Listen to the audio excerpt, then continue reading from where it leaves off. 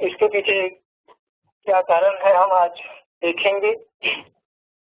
जी हाँ, बुद्ध काल से लेकर आज तक जो भी बुद्ध के ग्रंथ है, जिसे त्रिपिटक नाम से जाना जाता है, आज तक जितने भी पंडित महाज्ञानी जितने भी हो चुके हैं, उन्होंने अपने काल में बुद्ध धर्म में धम्म ही शब्द अपनाया है, ना कि धर्म के नाम से जाना जाता है। धर्म एक ऐसा ये समाज की व्यवस्था हो जाती है, ये उसी समाज के भीतर वो लोग जीवन यापन करते हैं, मगर धर्म सबके लिए है। वहाँ पे कोई समाज नहीं, कोई बस मानवता के लिए ही ये कल्पना बन चुकी है। धर्म आज एक ऐसी कल्पना बन चुकी है कि जैसे कोई वर्ग, जैसे भारत में हम देखते हैं कि 4 वर्ण में समाज बटा है और इस 4 वर्ण का एक अपना अपना धर्म है।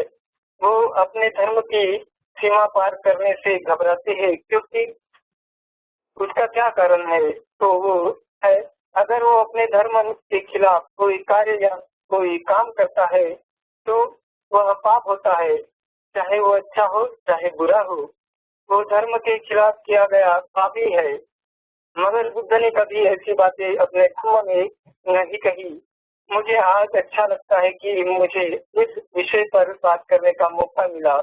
मैं सबसे पहले आप सबका यहाँ पे शुक्रिया अदा करना चाहूँगा और आपकी जीवन के लिए मंगल कामना करूँगा। बुद्ध काल की हम बात करते हैं तो उस वक्त धम्म का ही काफी प्रभाव था।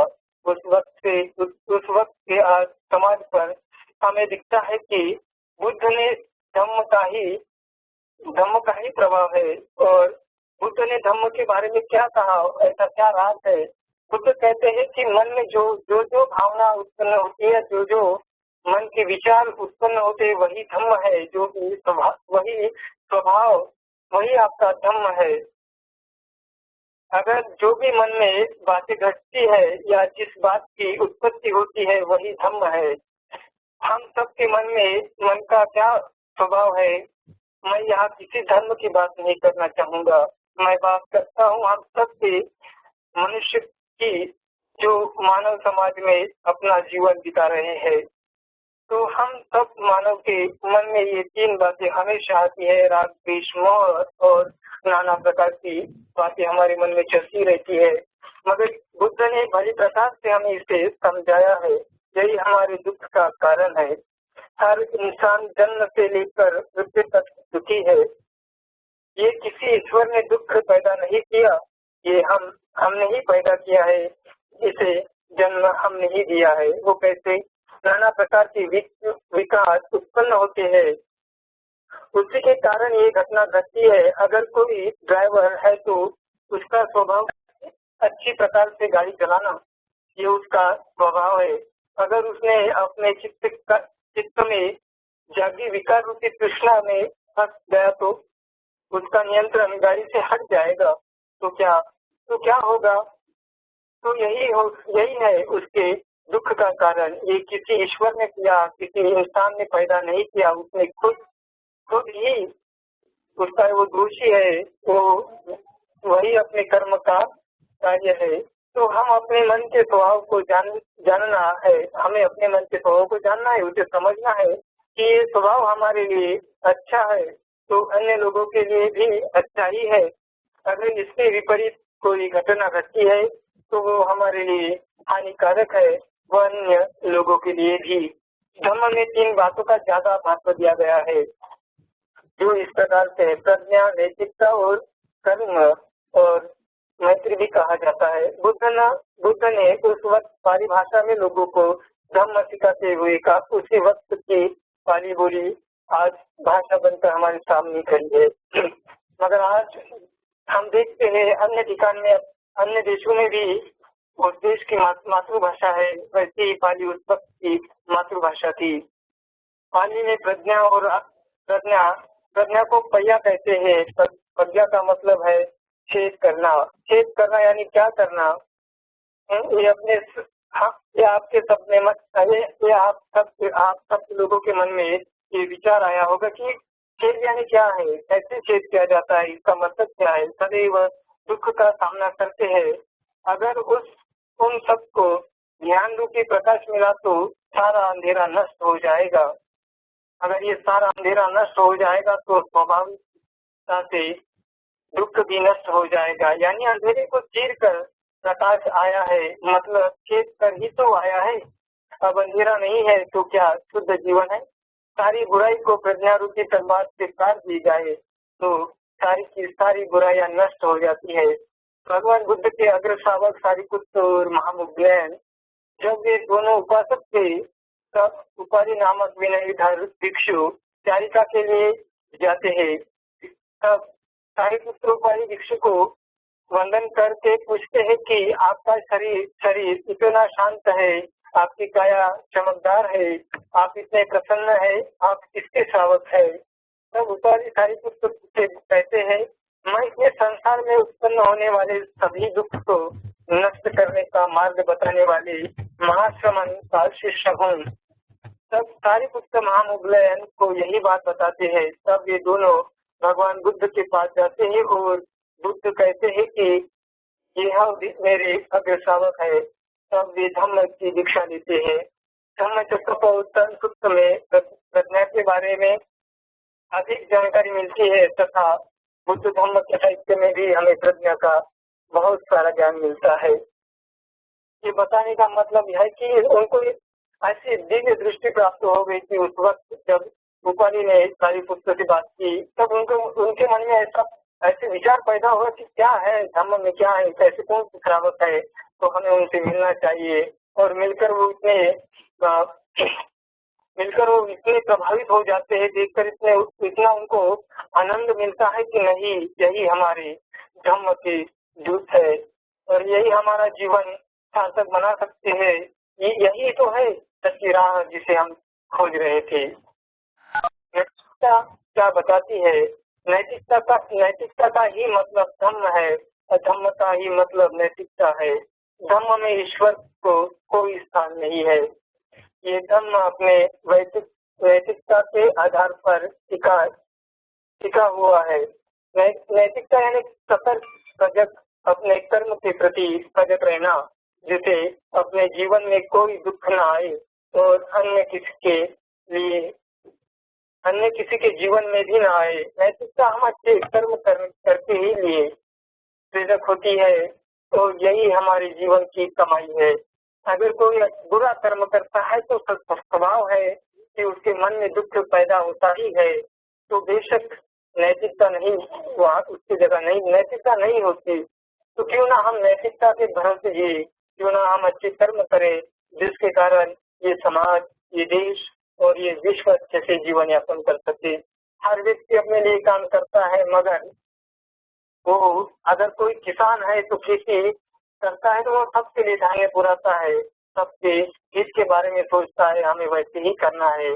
कोई अगर हम काम करते हैं तो हमें सोचना है कि ये हमारे लिए है, हम अच्छे से करें। यही कर्म सिद्धांत का नियम है। नहीं तो क्या होता है, हम अगर कर्म के विपाक को न जानते हुए अगर कर्म करने लगे तो स्वाभाविक ही हमारे जीवन में दुख आएगा और हम जैसे सुख से जीवन यापन करना चाहते थे वो हमें हासिल नहीं हो सकता। मगर बुद्ध ने इसे कैसे नष्ट किया जाए, इस तरीके से हम इसको दूर करते हैं और इसे कैसे नष्ट किया कि तो बुद्ध ने अपने धम्म में बताया है। बुद्ध ने आज तक कभी अपने जीवन काल में, बुद्ध के जीवन काल में उन्होंने कभी धर्म का उल्लेख नहीं किया। धर्म जहाँ जहाँ पैदा होता है वहाँ ईश्वर या किसी एक व्यक्ति के आधार पर वो धर्म हो जाता है, मगर धम्म ऐसा कतई नहीं होता। धम्म सबके लिए है, मानवता का हित चिंतक के नाम से आज धम्म जाना जाता है। तो हम धम्म में ये सारी बातें होती है। मैत्री और दूसरा आता है कर्म। मैत्री ऐसी है, जब हम कर्म करते हैं या जब हम कोई कार्य करते हैं तो उस कार्य के प्रति हमारी मैत्री होनी चाहिए। अगर उस कार्य के प्रति हमारी मैत्री नहीं होती तो स्वाभाविकता से हमें वो सुख नहीं मिलता और हमें जो चाहिए वो नहीं मिलता। तो हम मैत्री करना सीखें, चाहे हम जो भी कार्य कर रहे हैं या किसी से वार्तालाप भी कर रहे हैं या किसी के बारे में हम बोल रहे हैं, तो हमारे मन में उसके प्रति मैत्री होनी चाहिए, क्योंकि वो भी एक कर्म ही है। अगर हम जो भी कार्य कर रहे हैं या कर्म कर रहे हैं तो हमें उस कार्य के प्रति हमारी मैत्री प्रकट करनी है, तब जाके वो कार्य अच्छा होगा। अगर हमारे मन में उस कार्य के प्रति मैत्री नहीं तो सच में हमें वहाँ कोई प्रसन्नता या खुशी नहीं मिलती। अगर हम सोचे कि हमने उस कार्य के प्रति मैत्री की है, अच्छे से व्यवहार किया है, तो सच में वो भी हमको कुछ न कुछ देने वाला है। बुद्ध कहते हैं, नहीं वेरे न वेरानी संबंधी कुदाचन अवेरे न संबंधी एक धम्मो सनातनो। वैर से वैर बढ़ता है और जो अवैरी है, जो सबके प्रति मैत्री पूर्वक व्यवहार करता है, वो इस जीवन में शांत पूर्वक जीवन जीता है। और यही इस धम्म का, इस समाज का सनातन नियम है, ऐसे बुद्ध कहते हैं धम्म का नियम। तो हमें जानना है कि क्या है, हमें जाने काया रूपी जाने धम्मं कायेन पश्यति। बुद्ध कहते हैं कि धम्म को काया के रूप से देखो, काया में उतार कर देखो, करते रहो ताकि एक दिन आपको सुख मिल ही जाएगा। यही है, जब भी हमारी प्रज्ञा बढ़ती है तो हमारे मन में वो भावना चेतना जागरूक होती है अच्छे कार्य के लिए। और सच में हमें अगर अच्छे कार्य और अच्छे विचार मिले तो हमारा जीवन ही सुखमय हो जाएगा, हम सुखी जीवन जीने के लिए तैयार हो जाते हैं। प्रज्ञा आती है ना ही नैतिकता। जब हम किसी के प्रति करुणा दया भाव व्यक्त करते हैं तो हमें खुशी मिलती है। किसी के लिए हमने अच्छा कार्य किया तो हमें खुशी मिलती है। जैसे सांस के बिना मनुष्य जीवित नहीं रहता, वैसे ही मैत्री न होने से हमारा जीवन सुखी और समाधानी नहीं हो सकता। मैत्री ऐसा साधन है जिसे राग द्वेष मोह नष्ट हो जाते हैं और हम अच्छा जीवन अगर बिताना चाहते हैं तो हमें अच्छे कार्य करने की जरूरत है। अच्छे कार्य करने के लिए अच्छे विचारों की भी जरूरत होती है। तो यही हमें बुद्ध धम्म में मिलता है। बुद्ध धम्म हर किसी के प्रति, चाहे मनुष्य हो, चाहे प्राणी हो, चाहे पेड़ पौधे हो, इस सृष्टि पर जो भी जीवित है, जो भी भूचल में हो या कहीं पर भी हो, उसके प्रति मैत्री करने के लिए हमें बुद्ध सिखाते हैं। तो यही है, जब हम मैत्री करने लगते हैं तो सच में हमारे मन में वो भावना जागृत होती है और हम अच्छे कार्य करने के लिए प्रेरित होते हैं। अगर ये सब बातें अगर हमारे मन में नहीं उत्पन्न होती तो स्वाभाविकता से हम कोई भी कार्य करने के लिए समर्थन नहीं रहते। तो यही है, बुद्ध के धर्म में यही बताया है, धम्म अच्छे की हमें इस धम्म के लिए अच्छे धम्म की जरूरत है। और ऐसे ही अंततः हमें आपसे यह कहना चाहूंगा कि देखिए, जिस प्रकार से हम धम्म की ओर बढ़ते हैं उस प्रकार से हमारे मन की अवस्था बदलती जाती है। और बुद्ध कहते हैं कि धम्म है तो धम्म में परिवर्तन भी है। आज हर सृष्टि का परिवर्तन हो रहा है, हर जीवन में परिवर्तन ही हो रहा है। तो क्यों ना हम हमारे पुराने संस्कार, जब तक हम अपने पुराने संस्कार को नहीं छोड़ते तब तक हमारे अंदर नया धम्म पैदा नहीं होता। अगर हम हमारे जितने भी पुराने संस्कार को धीरे धीरे त्यागते हैं तो सच में हमारे अंदर कुछ नए अंकुर जागते हैं, नया धम्म जीवित होता है। तो यही बुद्ध कहते हैं कि जब हम अपनी पुरानी आदतें छोड़ते हैं तो बेशक ही हम नए आदत लगा लेते हैं। तो बुद्ध ने ये भी कहा कि जब तक हम अपनी पुरानी आदतें नहीं छोड़ते, जब तक हमारा पुराना स्वभाव है वैसे ही बना है, तो हम उसे नहीं छोड़ते, तो बेशक हमें वैसे ही हम जीवन जीते हैं। मगर ठान ले कि हमें इनसे सुख नहीं मिल रहा है, हमें जो चाहिए था इन विचारों से, इन स्वभाव से हमें नहीं मिल रहा है, तो हमें ये स्वभाव बदलना ही होगा। अगर हम जब तक ये स्वभाव नहीं बदलते तो स्वाभाविकता ये अपने मन में ठान लीजिएगा कि हमें सुख नहीं मिलेगा। अगर हमने अपना स्वभाव बदल दिया तो सच में हम उस जिसके लिए प्रयास कर रहे थे तो हम उसके लिए सफल हो रहे हैं, हम उसकी ओर बढ़ रहे हैं। यही हमें धर्म सिखाता है। बुद्ध ने धर्म का कभी उल्लेख नहीं किया। क्यों नहीं किया? इसका कारण क्या है? इसके पीछे क्या कारण है कि बुद्ध ने अपने जीवन में कभी धर्म नहीं कहा? धर्म एक जात के समान है। जैसे आज भारत में जाति की व्यवस्था आज भी कम है, मगर है जाति आज भी यहाँ जीवित है। वो जाति जाग क्यों नहीं रही है? इसका कारण क्या है? क्योंकि उस जाति का एक धर्म है। उस जाति के धर्म का व्यक्ति दूसरे जाति में जाकर कार्य नहीं कर सकता। अगर वो करेगा तो भी उसे पाप ही समझेगा। और बुद्ध कहते ये अधर्म है। जहाँ जहाँ अधर्म पैदा होता है वहाँ वहाँ दुख ही दुख है, सुख का कोई नामो निशान नहीं है। तो क्यों ना हम धर्म की ओर आए। धर्म सबके लिए है। धर्म बस एक सीमित वर्ग के लिए होता है, मगर धर्म यहाँ सभी सृष्टि में जो भी जीवन जी रहे हैं तो इन सब के लिए धर्म ही है। अगर हम धर्म के तौर पे सोचते हैं तो सच में हम सुख को प्राप्त कर सकते हैं। अगर हम एक रिलीजन एक धर्म के बारे में सोचेंगे तो वो धर्म उस वर्ग के अंदर ही रहेगा। उसे हम बाहर नहीं निकल सकते। तो यही है धम्म।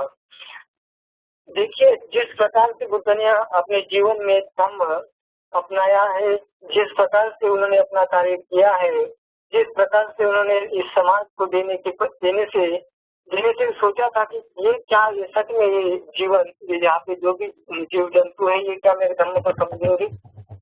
क्या ये जो भी मैं बताना चाहूंगा ये क्या वो समझेंगे? तो बुद्ध के अंतर मन ने कहा कि नहीं, ये धम्म बताने के योग्य है, आप बता सकते हैं। ऐसे कई जीव जंतु है जो अच्छे कार्य कर रहे हैं, मगर उनको उस कार्य का फल जल्दी नहीं मिलता।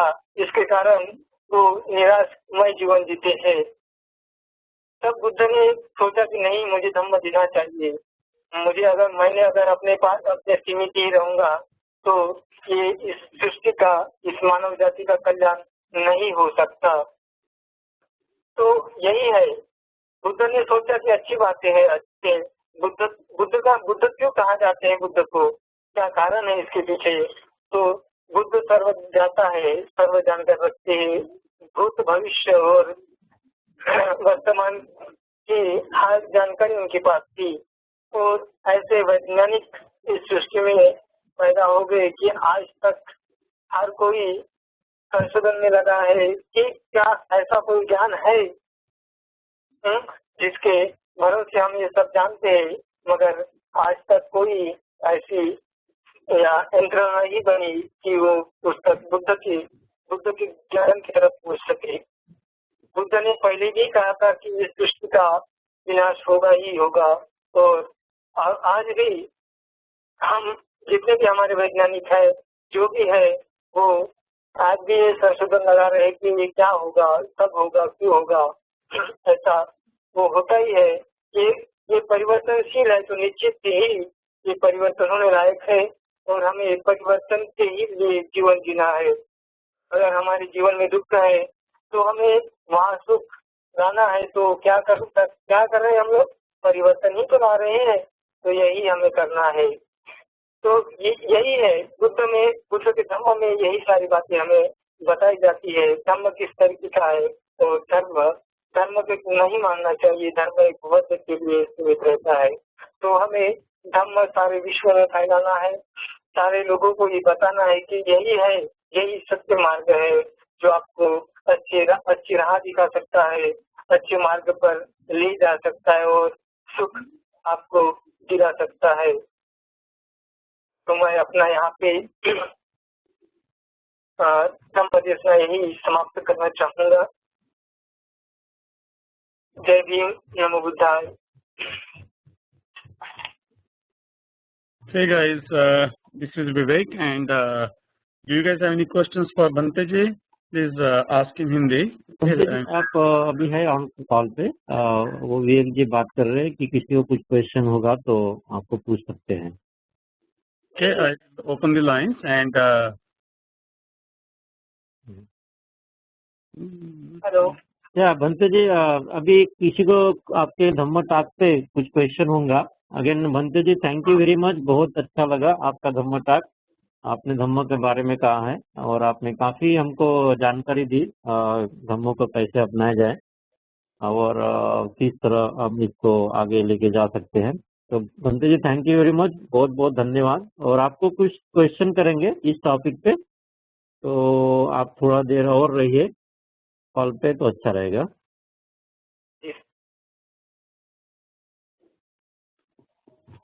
members, do you have any questions? जी Any questions? सर आपका आवाज नहीं आ रहा ठीक से मुझे। हाँ, वो पूछ रहे कि क्वेश्चन किसी को है क्या? क्या है कि मैंने आपको स्पीकर पे रखा हूँ और कुछ काफी सारे लोग कंप्यूटर पे हैं, ज्वाइन हुए हैं, तो थोड़ा उसमें थोड़ा गैप है। जी जी सर। हाँ, तो मैं ट्रांसलेट करूंगा आपके लिए। जी जी बंते जी आपके बारे में थोड़ा बताएंगे कि आप ओरिजिनल कहाँ से है और अभी कहाँ पे है, थोड़ा इस जानकारी देंगे, थोड़ा अच्छा रहेगा ग्रुप को। जी सर। हाँ सर। जी हाँ, मेरा नाम अभी सिद्धिरतन है। मैं इसके पहले एक छोटे से गांव में रहता था जहाँ मैंने 12वीं तक पढ़ाई की और मुझे ऐसे कॉलेज किया जानकारी मिली जहाँ श्रमण बन के पढ़ाया जाता है। मैं आया और यहाँ पे देखा कि सच में ऐसा जीवन जीने योग्य है जो हमें अच्छाई की ओर ले जा सकता है। तो मैंने यहाँ पे एडमिशन की, यहाँ पे मैंने बीए किया और बीए अच्छे प्रकार से मैंने पास करते हुए यहाँ पर अभी मैं एनिमेशन कर रहा हूँ। मेरे गांव का नाम समुद्रपुर है जो वर्धा डिस्ट्रिक्ट में आता है और मेरे माँ बाप अभी मजदूरी करते हैं, खेती की मजदूरी करते हैं और मैंने सोचा कि क्यों ना मैं इसको बदल दूं, क्यों ना मैं अच्छे जीवन जीने का प्रयास करूं और इसीलिए मैंने ये जीवन लिया। और यही बुद्ध ने कहा कि सच में परिवर्तन होना ही चाहिए। अगर आप परिवर्तन नहीं करते तो आप जिस स्थिति में हो उसी स्थिति में आप जीवन जी रहे होते और आपके जीवन में सुख नहीं आता। वैसे ही मेरे जीवन में हुआ है। अगर मैं गांव में रहता तो सच में बुद्ध का धम्म क्या है और बुद्ध ने क्या क्या बताया है ये सच में मुझे नहीं पता होता। और ये मेरा सौभाग्य कहूंगा कि मैं आप लोगों से बात कर रहा हूँ, मैं आप लोगों को ये सब बता रहा हूँ, मुझे काफी खुशी मिल रही है। और मैं अगर गांव में होता तो शायद आप लोगों से नहीं मिल पाता और न ही आप सबसे मैं बात कर रहा होता। यही है, हमें परिवर्तन लाना जरूरी है। हम सोचे कि हमें क्या करना है तो सच में हम कर सकते हैं। जी सर। धन्यवाद बंते जी। अभी यहाँ कॉल पे 10-12 फैमिली है, सब अलग अलग जगह से ज्वाइन हुए हैं, आए हैं। हाँ। और सब अमेरिका के से है और कभी कुछ इंडिया से भी आते हैं और कुछ जापान से भी रहते हैं। और हर संडे को चलता है 7:30 बजे आपके टाइम पे और 10 बजे हमारे टाइम पे। तो 3 सालों से चल रहा है और इसमें हमको धम्म के ज्ञान मिलता है, बुद्ध धम्म एंड संघ का ज्ञान मिलता है इससे। और उसके बाद कोई और इंटेलेक्चुअल आता है इंडिया से जो बाबा साहब के ऊपर कुछ बात करते हैं। तो बंते जी बहुत बहुत धन्यवाद। फिर से पूछते हैं कि किसी को आपके टॉपिक पे कुछ क्वेश्चन होंगे तो बताइए। Mahesh. Yeah, go ahead. Madhu has a question for Bhante ji. So go ahead, Madhu. Why does Buddha sit under the tree? Okay. तो Bhante को पूछ रहे हैं कि Buddha sits under the tree. तो बता दो Bhante। बंते जी एक विवेक चौहान है, उनकी लड़की का 10 साल की लड़की है, 9 साल की लड़की है। उनका क्वेश्चन है कि बुद्धा पेड़ के नीचे क्यों बैठे और आई थिंक कि वो ज्ञान पाए करके इस तरह का क्वेश्चन है। अच्छा, हाँ ये पहले बुद्ध नहीं है, ये पहले सम्यक संबुद्ध नहीं है, इसके पहले 6 सम्यक बुद्ध हो चुके हैं। उन्होंने भी नाना प्रकार के पेड़ के नीचे ज्ञान को प्राप्त किया है। पेड़ के नीचे ज्ञान प्राप्ति का मतलब ये था कि उनको छाव चाहिए थी अच्छी, और पीपल का पेड़ दिन और रात में ऑक्सीजन ही देता है, कार्बन डाइऑक्साइड नहीं देता। तो इसका ये उनके शरीर पर या उनके मन पर ऐसा कोई प्रभाव नहीं पड़ा, जिसके कारण उनकी साधना, उनकी तपस्या में कोई बाधा नहीं आई। तो यही कारण है बुद्ध ने पेड़ के नीचे निसर्ग में रहते हुए ही ज्ञान को प्राप्त किया। अगर हम कहते हैं कि कोई बच्चा स्कूल में क्यों जाता है, क्यों घर में पढ़ाई नहीं होती क्या?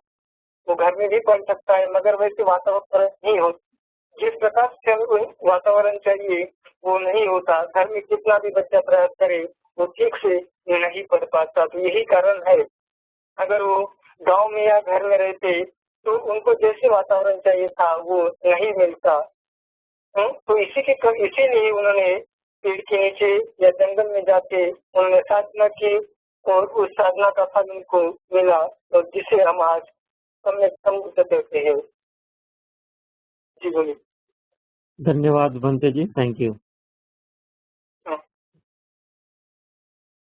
विवेक जी, आपको आंसर पता चला है? यस यस, थैंक यू बनते जी, इट वाज गुड।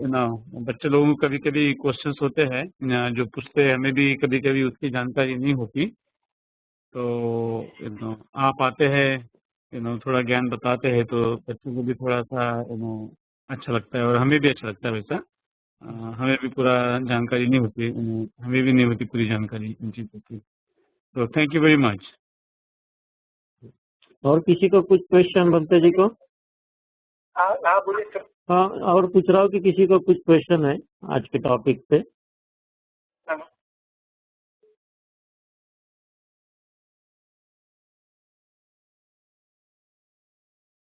तो भंते जी, अभी जो वहाँ पे जो क्लासेस चल रहे हैं, go head. I think Amol Janbandhu has a question. Amol, go head.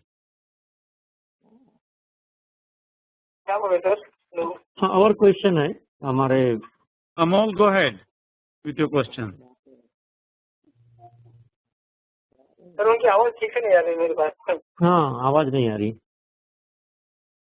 Amol, अच्छा जी, आवाज नहीं आ रही उनकी, तो वो टाइप करेंगे क्वेश्चन और मैं रीड करूंगा। जी सर, जी सर। हाँ, अमोल, आर यू देयर? बंदे जी, आपका आवाज काफी क्लियर था, सब लोग को सुना ही आया है, लेकिन आप कभी इंटरनेट के थ्रू आते तो हम आपको देख सकते और आप भी हमको देख सकते थे, तो वो सेशन थोड़ा अच्छा इंटरेक्टिव होता है। और तो कोई प्रॉब्लम नहीं, फिर भी फोन पे आइए तो बहुत अच्छा रहा। हम 3-4 हफ्ते से आपको ट्राई कर रहे हैं। अमोल जी, गो हेड।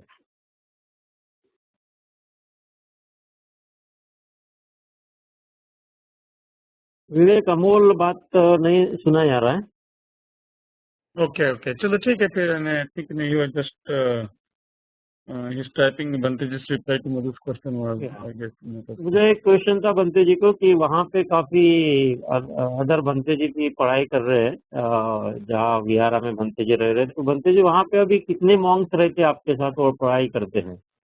30 हो गए सर, 30 हेलो? 30 और 30 मॉन्क्स रहते हैं? 30 हो गए। ओह, ऐसा है। और ये गवर्नमेंट एफिलेटेड कोर्स है या कोई प्राइवेट ऑर्गेनाइजेशन चलाती है?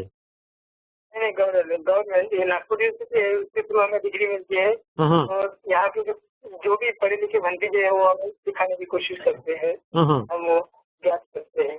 Okay okay okay. Mahesh, Amol का क्वेश्चन उन्होंने टाइप किया है कि देयर वर 6 बुद्धास बिफोर, और वो कह रही कि यदि है तो वो सही है, और कैन उस चीज के ऊपर थोड़ा सा हाईलाइट कर सकते हैं? बनते जी पूछ रहे हैं कि अमोल जनबंधु ये भी नागपुर से ही बिलोंग करते हैं, तो इनका क्वेश्चन है कि इसके बुद्धा के पहले, गौतम बुद्धा, सिद्धार्थ गौतम बुद्धा के पहले भी 6 बुद्धा हो चुके हैं, तो ये सही है क्या?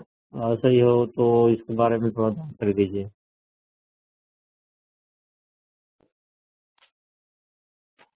बनते जी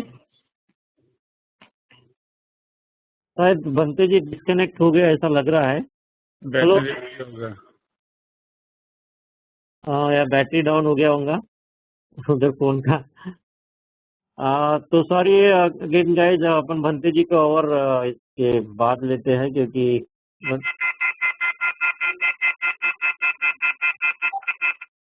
शायद नहीं तो उनके फोन पे मैं फोन करता हूँ दूसरे फोन के ऊपर, इसमें आ सकते हो। लेकिन काफी अच्छी जानकारी दी भंते जी ने और काफी यंग मांग है, अभी जस्ट ग्रेजुएट हुए हैं बोल रहे, तो काफी अच्छा लगा। आपण प्रयत्न करीत असलेला नंबर उत्तर देत नाही, कृपया नंतर प्रयत्न करा। जिस नंबर से आप संपर्क करना चाहते हैं वो अभी जवाब तो शायद उनका अभी फोन नहीं लग रहा है, और पहले फोन वो मेरे ससुरे के फोन के ऊपर थे वो लोग, तो उनका बैटरी डेड हो गया होगा।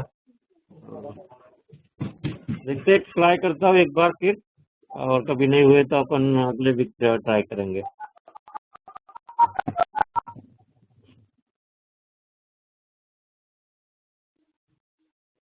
तुमच्या मोबाईल